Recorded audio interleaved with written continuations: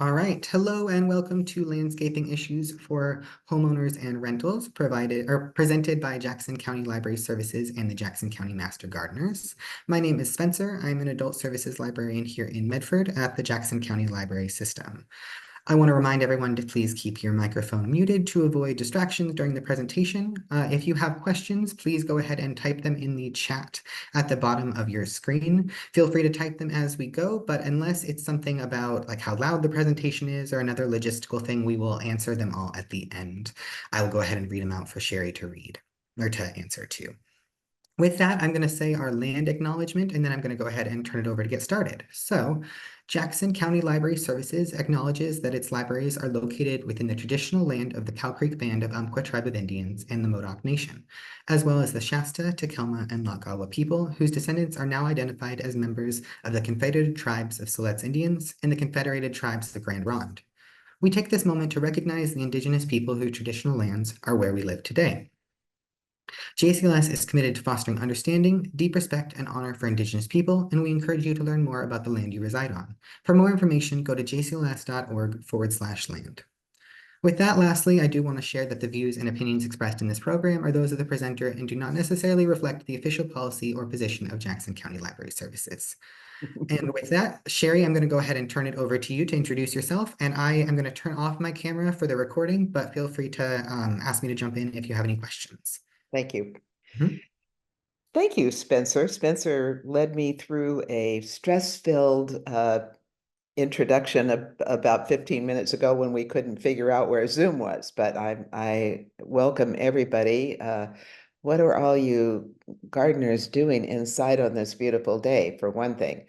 But we'll get you outside soon, and I hope that I will answer some questions and give you some things to think about.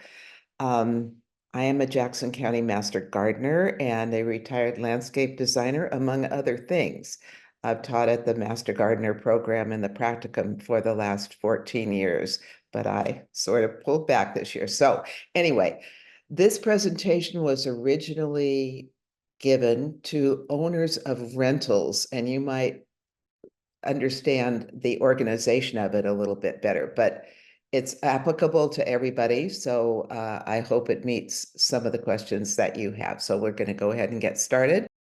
Right now, how you maintain your landscape is going to make a difference in terms of what your property looks like and how well your plants are growing. So if you have a piece of paper with you, just for fun.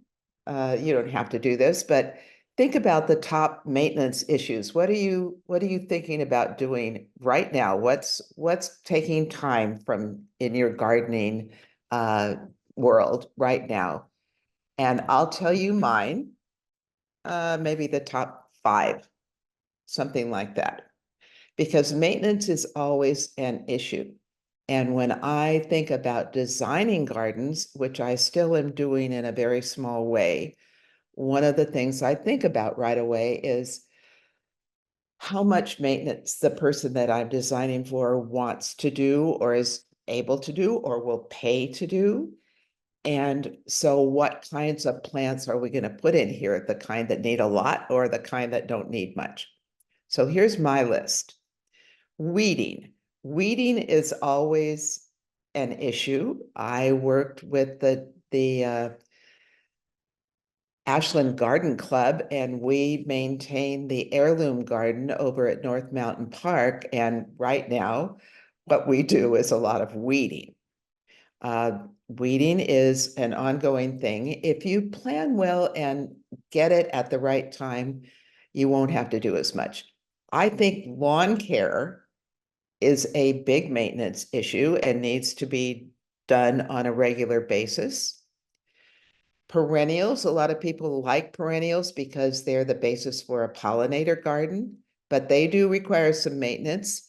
Right now, I'm deadheading my perennials, and maybe in another year, I'll have to dig and divide them. Large trees too close to the house, I think, can be a maintenance issue. People often plant trees when they get a small tree and they don't really understand how much they're going to grow.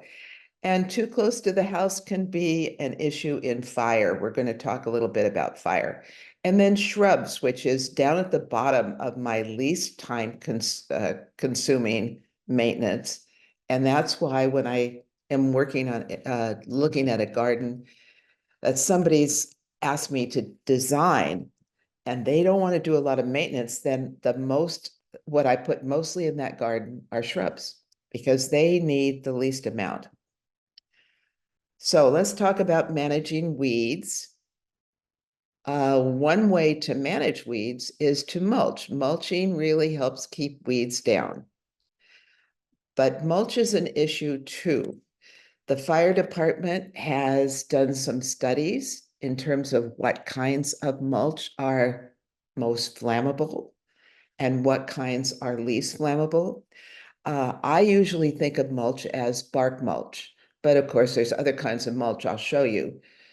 Some people in my neighborhood have used chopped up tires. Those are really, really bad. They can be set on fire from embers and they burn with this awful toxic black smoke that's terribly hard to put out. So don't use chopped up tires. What we're recommending now, and the fire department also recommends this, is that you use small bark mulch, which will break down over time. You'll have to replace it, maybe after a couple of years, 2 or 3 years, but that is the least likely to catch fire in an ember storm, which is what we in the Rogue Valley might be most subject to. So hand tool weeding, who does it? This is mainly for owners of rentals. Who's going to do your weeding? Are you going to hire it? I was teaching a little girl the other day. I didn't intend to, but I was waiting over at a rental that I own, and she happened to be out there. And I thought, while I was waiting around for the plumber, that I would pull some weeds. And she wanted to know how to do that. And she wanted to learn how to do that. I thought, this is great. I raised 2 kids and never taught them how to weed. So she's 6 and she got into it. She was a weeding fool. And one of the reasons why she could do it easily was that the ground was wet. It happened to be an area where we used matched precipitation rotator sprays to water. We're going to talk about that. So the ground was not soggy wet, it was damp, and it's a lot easier to pull weeds when the ground is damp. When to weed is early and often. If you weed before the weeds go to seed, then you will have fewer weeds. So I think you should be starting to weed in the spring as soon as you see them, and try to keep up with it, because if you do, you'll just have fewer weeds. How to irrigate is a factor. We're going to talk about that a little bit later, but if you have drip irrigation, then you're likely to have fewer weeds, although you may have other problems, but you'll have fewer weeds because drip irrigation is intended to put the irrigation right at the base of the plant that needs it and not spread it around. If you have a broader kind of irrigation, maybe micro sprays or match precipitation rotator sprays, that will affect where your weeds grow. Weeds like to be watered. So let's talk about lawns. And so the big question is, do you need one if you have one? I'd be interested to know how many of you on this class have a lawn. And the facts about lawns are that lawns are the most water intensive type of planting. I live about a block up from Kestrel Park in Ashland, and they have a very broad lawn. I don't object to lawns in parks, but they water that thing almost every day. And if you've ever seen those rolls of turf that you can buy, that the roots are still there, they're only about 2 inches deep. That's why lawns need so much water. They have very shallow roots, and they can easily go go brown if you don't water them regularly. So they water that park down there almost every day. I walk down there and it's damp almost every day. We have huge, huge acres, over 40 million acres of lawn in the United States. And some of us moved to Southern Oregon from places where lawns are more appropriate. The idea about lawns comes from early landscape designers who studied in Europe. And they went to Europe and they saw these big estates that had huge rolling grass swords. And then they brought those back to the East Coast, Frederick Law Olmsted and some of the architects who designed Central Park in New York City. There are huge lawns there, who designed areas in Chicago and other places in the Midwest where they get rain in the summer. But we don't live in a place where we get rain in the summer. We live in what's called a Mediterranean climate here in the Rogue Valley. And that is a very small area of the world. Here's a map that shows all the continents of the world, and you can see on the left-hand side of the map, North America, it says California, but that actually goes up into Southern Oregon. So if we're lucky, we get 20 inches of rain a year, and there is little or no rain in June to September. And that's also true for a very small area of central Chile, the very bottom part of Africa, the Mediterranean basin, and a little tiny part of Australia. So in most places of the world, they do not have a Mediterranean climate. But we have a lot of plants here that people have brought from other places in the world, including Asia and South America. And that can be a problem for more than one reason. One of the reasons is that those plants are used to getting more water than we have. So if you have a lawn, back to lawns, you might want to take your lawn out. And how do you get rid of a lawn? That's a good question. You could dig it up. They do dig up areas of turf and roll it up and sell it to people. Or you could try to dig it up yourself. That's a lot of work. You could dry it out.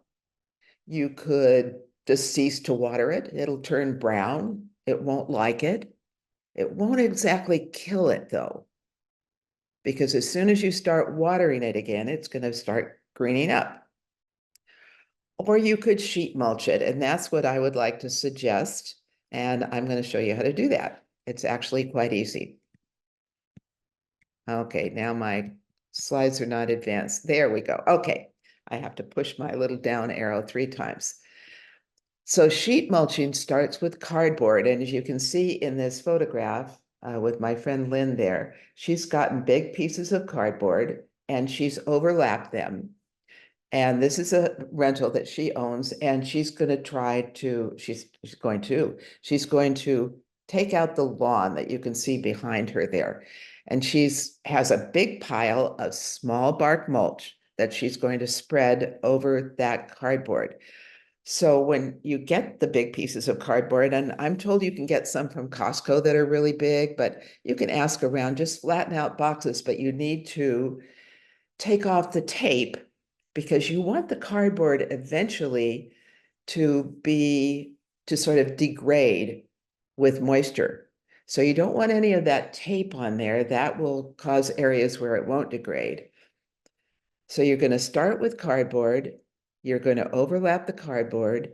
You're going to spread about 3 inches, or better yet, 4 inches of mulch over the cardboard. And then it will look like this. And that's not bad looking. You could live with that for a while. The time to do this is in the spring, and then it sits through the summer, and the lawn grass under there gets really dried out.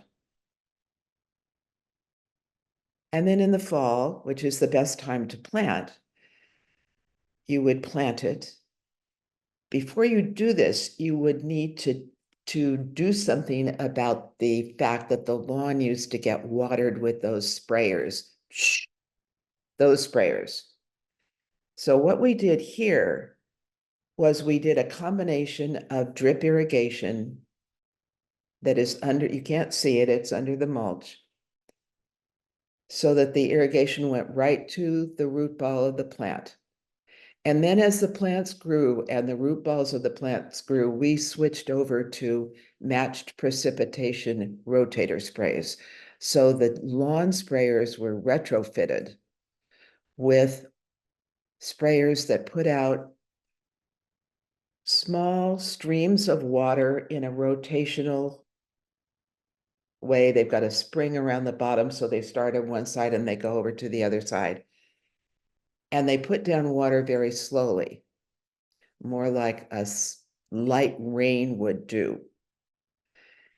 And so after these plants have grown, and maybe other plants have been put in, I know other plants have been put in this area that I never planted, they will be watered, and their wider root ball will be watered with matched precipitation rotator sprays. But by that time, the lawn will be gone. So then, what do you plant if you've gotten rid of your lawn?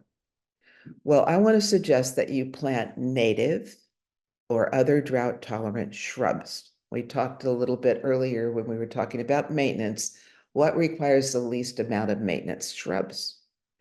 Native shrubs, I'm a proponent of native shrubs because native shrubs co-evolved with native insects, and so support our ecosystem. Like I was saying, we brought plants in from other places in the world. They don't support our native insects, and they require often a lot more water than we have. So shrubs require the least amount of maintenance. Where are you going to find the right ones, the native and drought-tolerant shrubs? At the end of this presentation, I am going to show you a resource list. And most of the main nurseries around here do have a list of drought-tolerant shrubs, and often they also have a section that is native.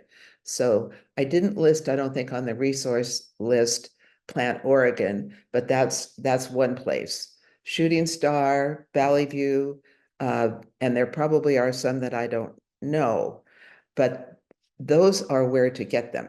Then how to place shrubs. We've already talked about not placing them right next to your house, but we'll talk a little bit more about that. And so you certainly want to give them this, you want to know how big they're eventually going to get. If you don't look at that, you're going to plant them too close together and you're going to always be pruning them back. So when you plant a shrub, do some research, figure out how big it's going to get, and don't plant something right next to it. Okay, watering guide.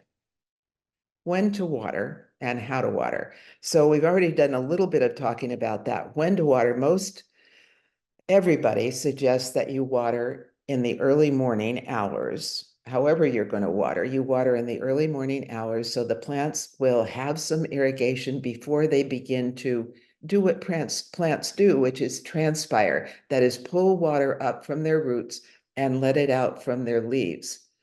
So you want them to have water in order to do that during the sunny heat of the day. So you're going to water early. How to water. We've talked a little bit about drip irrigation. We've talked a little bit about matched precipitation rotator sprays. And those are going to be additional information to how to decide what you're going to do. So on the resource list, Ashland Saves Water is one website, and there are other websites that will tell you how much to water. And you also just have to watch your plants, and it changes over time. When you're planting new things, you definitely have to give those new things more water than you do established shrubs. Established shrubs have a much broader root run. They've got their root down deeper, but plants that you bring in from the nursery come in say a gallon container that has a very fast draining fake soil in there, manufactured soil. And so you have to water those plants much more frequently than you would established plants. Finding drought tolerant shrubs, we already talked about that. You're going to see the resource list. I'll leave it up at the end.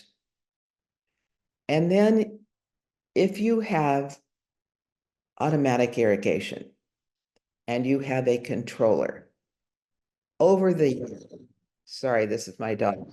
Dog is going to bark at somebody going by, so I'm just going to wait till she's done. Okay, she's almost done. She has to guard our house from other dogs. Okay, here's a picture of my controller. Zoe, stop that. And this is a hunter controller, but almost every controller, Toro and other controllers, have similar settings on them. It's set to run now, that on run, that means it's going to go through its program. And if you want to turn it off, you just turn it to the left. So you can see about 11 o'clock, there's a system off. Then there's a manual single system, and that's how you test your system. If you're watering at 5 o'clock in the morning, maybe you never even notice that there is a leak or an overspray or something. So at the beginning of your season and a couple of times during the season, you should run your single stations, and walk around your garden and watch and listen. Sometimes you can hear if there's a leak, or you'll see it overspraying onto your sidewalk or something that you don't want to overspray. So definitely test your system a couple of times during the season and always at the beginning. And then on the left-hand side, 1, 2, 3 down, there's something called seasonal adjustment. And if you have a controller, I hope you have a seasonal adjustment. Mine is set right now. So you put that main thing down to seasonal adjustment, and then you can make it go from 100%, which is where it was. Well, actually, this year it was so hot, it was at 110%. So something that was set to water for 20 minutes will then water for 22 minutes. And if I back it up to 80%, 80% of 20, it'll water for 16 minutes. So over the season, you should change your watering regimen by using the seasonal adjustment. It's cool now. So mine's set at 90 now, even though we're going to have some hot weather, but the days are shorter and the plants are transpiring less. If you really want to go a ways with this, you could get a smart controller that reads the evapotranspiration rate in your garden. And it has a satellite up there. It's set to a satellite and it will adjust your irrigation over time. I haven't gone that far yet, but that's available now. And actually, I think they're around $200 to $300. They used to be way too expensive, the smart controllers. But if you really want to save money, in Ashland, our water is quite expensive. Did I already mention this? It comes from Reeder Reservoir, and it's the snow melt on Mount Ashland. We had some snow up there on Mount Ashland, but we didn't have a lot.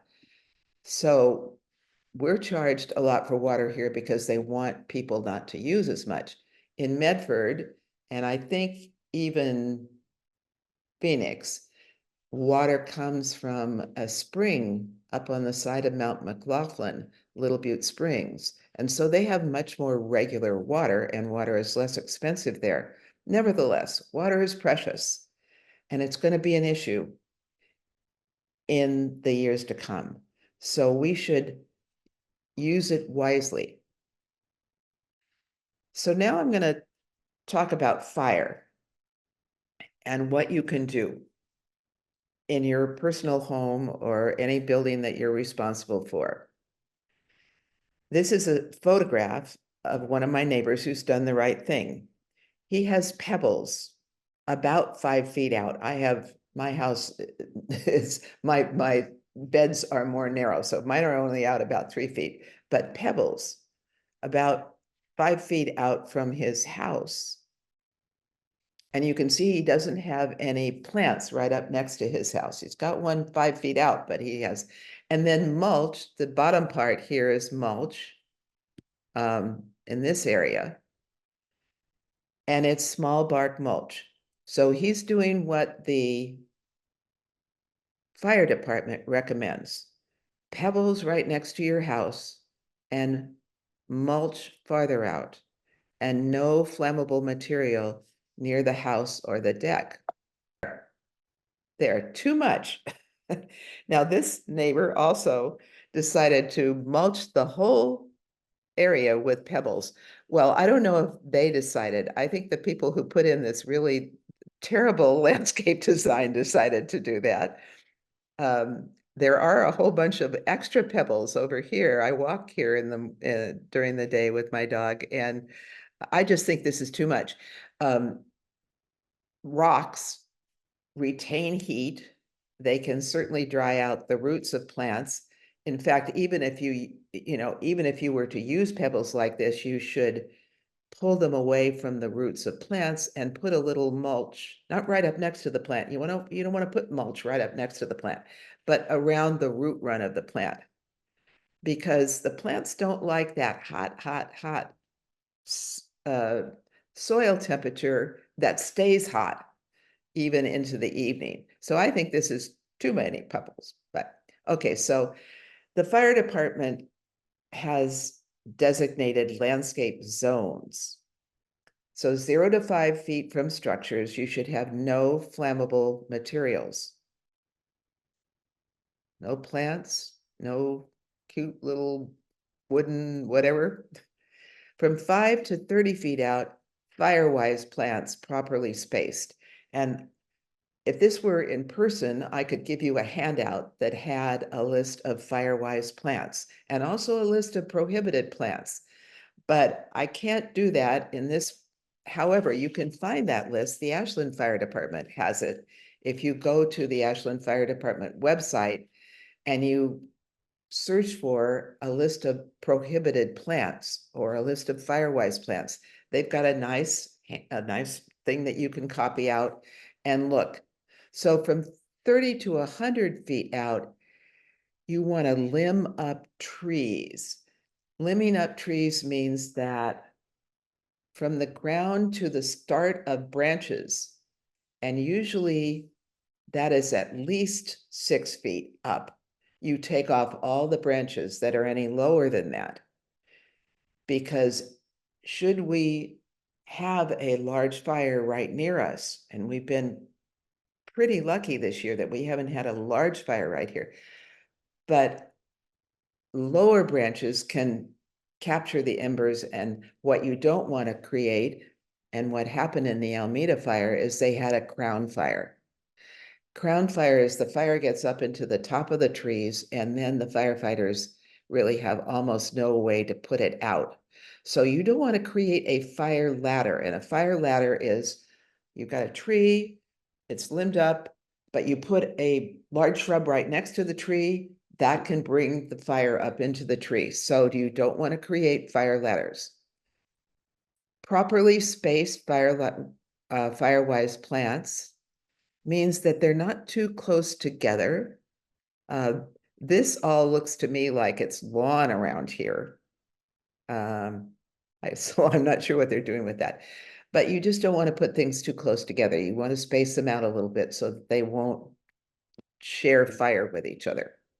Okay, we are at the end of this. So here are the resources, and I'm going to leave this slide up, ashlandsaveswater.org, and that there's another ashlandoregon.gov.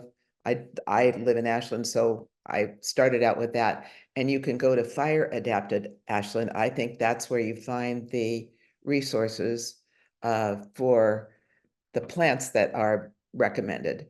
And in Medford has a watersmartgardening.com. So that's a very helpful website. I'm going to leave these all up there so you can write down what it is. RogueValleyNursery.com is Shooting Star. They have plant lists and a watering guide. The Jackson County Master Gardener Extension demonstration gardens are out at between Central Point and Jacksonville. And there is a native plant garden out there. I used to be in charge of that native plant garden. And there's a native plant nursery there that where you can buy native plants, and they have sales. You can go out there anytime and honor bright, just take some plants and go into the office and pay for them. And so far it's worked, really. They don't have many shrubs there though. They are growing more grasses and perennial plants, native plants. But we do have that. So now, Spencer, I need to see what's in the, if there are any questions in the chat. Yes, there is one. If anybody has any other questions, feel free to type them in now. I'm going to share the one that's there while other people get a chance to add any other questions. So the one that's there is from Sarah, and it says, what does the fire department think of sheet mulching to get rid of grass? So that one's kind of already answered, but specifically in terms of getting rid of grass close to the house, how No, does I that think as fit? long as you use the right size um, mulch, um, and you can, of course, you'll let it sit. I think the fire department would be okay with it. The fire department is not does not have as much objection to grass as I do. Grass is probably a pretty fire resistant kind of a thing, lawns are. Um, but they're very water, highly water intensive. And it just seems to me that in the coming years, we are going to need to protect our water as a precious resource. So depending on where you are, you can ask your local fire department that question. But as long as you have got 5 feet of pebbles out from your house, I don't think they would have a problem with it. Okay, any other questions while we're at it? No other ones in the chat, although I have a question. So Oh, I go for it, I am a Spencer. renter, and the place that I currently live, clearly there were some bushes put close to the house before these recommendations were more well known. And I guess my question is, for things that are already in place where they shouldn't be, both is it worth, how do you see the like trade-off for replacing it now versus like management? And then also, do you think that that is a landlord issue, a renter issue, both depending on the lease? What is your thoughts about that part? Okay, well, I own rentals, and I have to say they're kind of low down on my list of priorities because I'm not over there all the time, but um, I think it's both a renter. It depends on what your rental agreement says. Are you responsible for the landscape? Some renters have certain responsibilities. For instance, if there's a lawn, some renters are asked to mow the lawn. But I would say in most cases, the landlord is responsible. And maybe the landlord doesn't know about this, but the landlord, I mean, maybe you could have the landlord watch this presentation or go to the fire department. And it might be that the landlord would agree to take out the shrubs that are right next to the house. I mean, a rental apartment or house is a valuable piece of property for the owner. Um, and uh, and they would not want to have it burned down, so it would make sense that they would do what the department recommends, which is to put pebbles next to the house and then, you know, do the do the kinds of shrubs and Mhm. firewise plants that are recommended. Um, it's a big ask. I just I just bought a new air conditioner and furnace for my rental. I'm still paying, I haven't paid those bills off yet. So, but I also I took out a lawn for the back house. I took out a lawn and I put in mulch and small plants, ground cover plants far enough apart. And we've got pebbles next to the house. So that's me, you know. Uh, depends on the person that you're renting from and how willing and able they are to do this. That makes sense. So you could do it yourself. You could just dig those plants up. Yeah. That's true. Some of them are small trees, so that would be a pretty big Oh, endeavor. some of them are small trees. And I mean, trees next to houses, especially, I mean, if trees get caught on fire and then they're up next to the eaves of the house, it can bring the fire into the attic. That's a really quick way for That makes sense. places to burn down. So you don't want to have any trees that are right next to the house. Definitely. We've got one other question in the chat. It's how about voles and ground squirrels with native plants? Is there any benefit to native plants in that regard? Voles and ground squirrels and native plants. Ground squirrels are on my radar right now. I wish I could show you this photograph that I have. So I have quite a small side yard, and I live near Kestrel Park where there are ground squirrels. And may they stay there, but they haven't stayed there. They've come up and they've come into my garden. And I had a really beautiful tomato plant that I was growing in a pot in the one sunny area of my garden that is fenced. And just when those tomatoes were starting to get ripe, just starting to get red, I went out one day and there were these little teeth marks in those tomatoes. And so I am trying to train my dog to go after ground squirrels. She has not caught one yet. But I'll tell you what, I'm not going to grow tomatoes out there anymore. I'm going to get a place in a community garden and grow tomatoes someplace else because I cannot. Now, in terms of native plants, they haven't touched any of my native plants. I have a lot of native plants in this garden, and the ground squirrels have not done anything to the native plants, but they sure like my tomatoes. And they ate part of my marigold. I couldn't that's very hard to even understand because even deer won't eat marigolds, but these little stupid ground squirrels come up on my deck, and I had marigolds in a pot and they're eating the edge of the marigolds, all the leaves off the marigolds. Does that answer your question? I think so, yeah. Yeah, they haven't been a problem for native plants. Well, good. The same person added to the chat and they said that's good news. They've lost a lot of their plants to voles and ground squirrels, it sounds like. So maybe native options are a good fit as a replacement there. Okay, All anything right. else? Anybody else want to ask me a question while we're here? I think that was our last question. People have had plenty of time to type it in. So I think we are all set. So with that, I will say thank you again to everyone attending. Thank you, Sherry and the Jackson County Master Gardener Program. We do have some other Master Gardener presentations I just wanted to shout out really quick. There's roughly one a month through February and possibly after that as well. So the next one is on October 12th, and it's going to be about growing for ground cover. So keep an eye out for that one. You'll sign up the same way as this one if you're interested on our website, jcls.org. With that, Sherry, do you have any final shout outs for upcoming Master Gardeners events, anything like that before we call it I a day? don't, but I do want to recommend again the native plant nursery out at the Master Gardener Demonstration Gardens on Hanley Road. Perfect. Thank you.